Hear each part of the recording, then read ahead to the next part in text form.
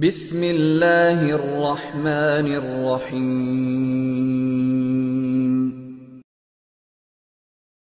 رمضان کے آنے سے پہلے نبی نے رمضان کا بہت زبردست استقبال کیا ہے، یہ بتانے کے لیے کہ یہ معمولی مہمان نہیں ہے، معزز اور مکرم مہمان ہے۔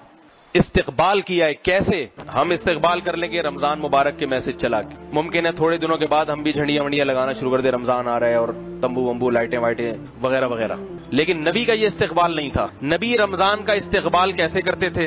رمضان کا جو سب سے بڑا وصف کیا ہے؟ روزے۔ رمضان میں روزے فرض ہے نا، تو نبی شعبان سے ہی روزے رکھنا شروع کر دیتے تھے۔ نبی کیا کرتے تھے؟ جتنے روزے آپ صلی اللہ علیہ وسلم شعبان کے مہینے میں رکھتے تھے، اتنے روزے سال میں کسی اور مہینے نہیں رکھتے تھے۔ یہ استقبال ہے، تاکہ اپنے آپ کو اس کے لیے پہلے سے تیار کر لیں۔ ہم نہیں رکھتے شعبان میں روزے، اور یہ نبی کی شفقت کہ خود کیا کیا آپ صلی اللہ علیہ وسلم نے؟ شعبان کے روزے رکھے کثرت سے، مگر امت کو کہا کہ نصف شعبان کے بعد روزے مت رکھو۔ کیوں؟ اس لیے کہ 15 شعبان کے بعد اگر روزے رکھو گے کمزور نہ ہو جاؤ، رمضان کی طاقت کہیں ختم نہ ہو جائے۔ خود رکھیں، امت پہ شفقت کی، تو پتہ یہ چلا کہ 15 شعبان تک امت کو حکم ہے جتنے زیادہ روزے رکھ سکے، اور جو طاقتور ہے صحت مند ہے وہ 15 کے بعد بھی رکھے۔ مگر ہمارے ہاں کا نہ طاقتور رکھ رہا ہے نہ کمزور رکھے، وہ رمضان میں نہیں رکھتا، ادھر پہلے کیا رکھے گا وہ؟ استقبال کا یہ مطلب ہے۔ دوسری بات، رمضان کی دوسری بڑی عبادت کیا ہے؟ پہلی عبادت جو رمضان کی سب سے بڑی ہے وہ روزہ ہے، دوسری کیا ہے؟ تراویح۔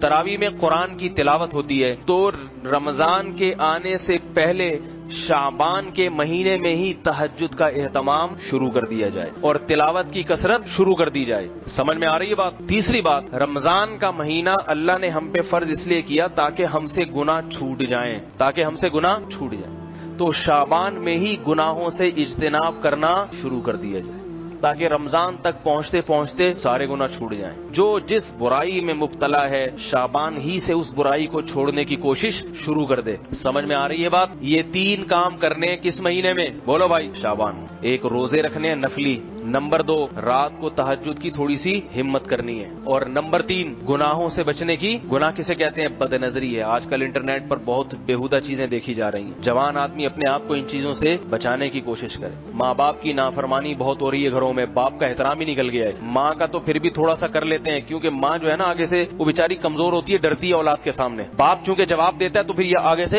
ڈبل بھر کے اس کو جواب دیتے ہیں، اس لیے باپ کا احترام ذرا مشکل ہوتا ہے، کیونکہ باپ سنا دیتا ہے کھری کھری، تو آپ میں برداشت ہے نہیں، آپ اس سے زیادہ کھری کھری سنا دیں گے اس کو۔ تو ابھی سے کنٹرول کریں، یہ یقین کر لیں اس کی پیشانی پر اگر میں نے محبت کی نگاہ ڈالی، ایک حج اور عمرے کا ثواب ملے گا۔